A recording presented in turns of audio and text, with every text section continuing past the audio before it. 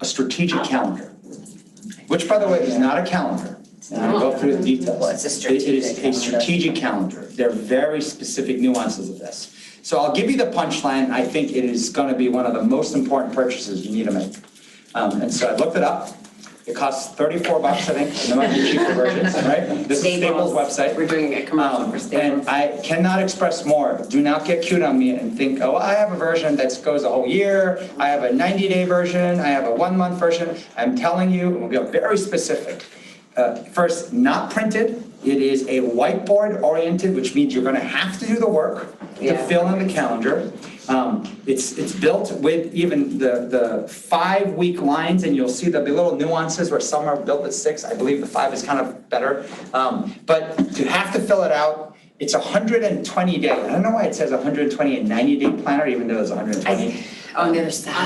Oh, you know what? For Kathy, okay. Okay, so behind the thing is 90 days. This morning. Do not use the 90 days. It is for the 120 days. It's deliberately done, and we're going to dive into details. And it's interesting because what we have found in a lot of literature and research on this topic of deep thinking. Think of deep thinking as strategic thinking, deep thinking.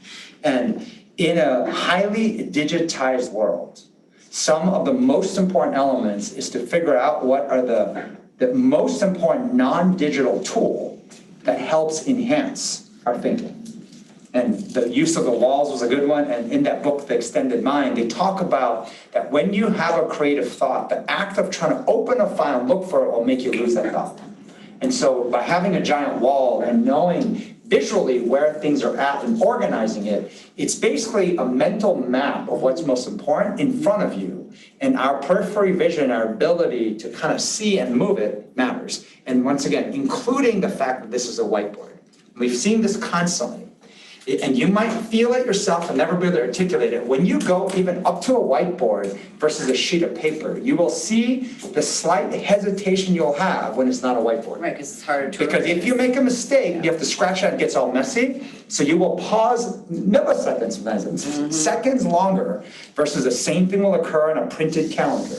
You will hesitate to write. Now, there are hacks and ways to go around it, but I want to emphasize the importance of the whiteboard side. This was a note I had written when we were coaching this past week saying, you know what's missing? And usually what's missing in teams organization is the blind spot of something not done or not done right. Think about this in your team, your company, anywhere. Who's thinking of what needs to be done today or this week? It's pretty much everybody. Yeah. Right? Yes. Who's putting the mind share? What has to happen today? What has to happen this week? Everybody. Now, who's thinking in detail what needs to be done in the next 90 days? And you'll see it's almost nobody. Now, someone will say, no, of course I do. I was like, so then I'll say, okay, walk me through, show me. You know, it's in my phone, right? Or it's in my desk, or it's in my head. Yeah, it's in my head. And this thing that shows up repeatedly, our mind can make you think you're doing something when you have it all wrong. You know, and trying, and time is a very, spatial thing that's hard. Try to think that you can see time looking backwards and forward in your head. Good luck. So then you turn to the computer, right? I have a digital. Well, the problem is this. You'll see exactly what I said. Try to look at it in a little longer view of even a month. And you can't even get a 120-day view, but try to look at it. And you cannot see through the nits and gnats of the tactical noise. So as a result of it, we have almost no visual aid, no extended mind to help us on what is important for strategy. So this is the big opportunity, and I will walk you through kind of this piece, which is pretty cool, I think. But even the calendar, the way you fill it out matters. Going from this to this, and then now here's some interesting nuances of it that I just put up. So if you wrote it fast, so probably first, how you fill it up, it almost has a kind of the sands of time, right? When you think of like an hourglass, it goes down, doesn't go sideways. And most people write from left to right. So it goes down and then loops back around.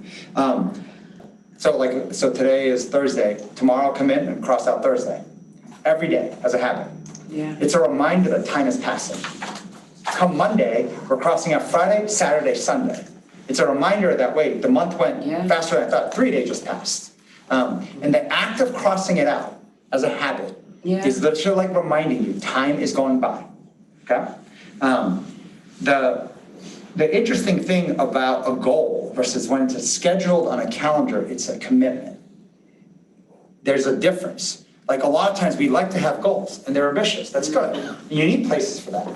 But once you start scheduling something on a calendar, it changes. Now, there's a, so, you know what, we wrote this fast, we'll get this. Commitment is good, yeah, I like that. But the important aspect is this, you don't update this every month. We update it deliberately I put 91 to 20 days, and I'll tell you what I mean.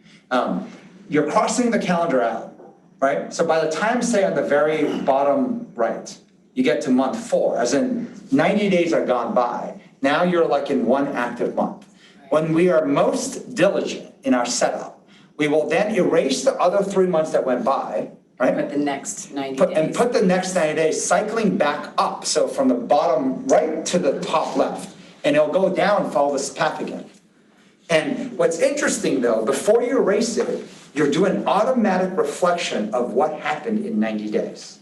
The importance of looking back and seeing the key things that were done and recognizing, did it make a difference or not? It's like a built-in reflection. It's a built-in reflection yes. habit happening at the 90-day mark.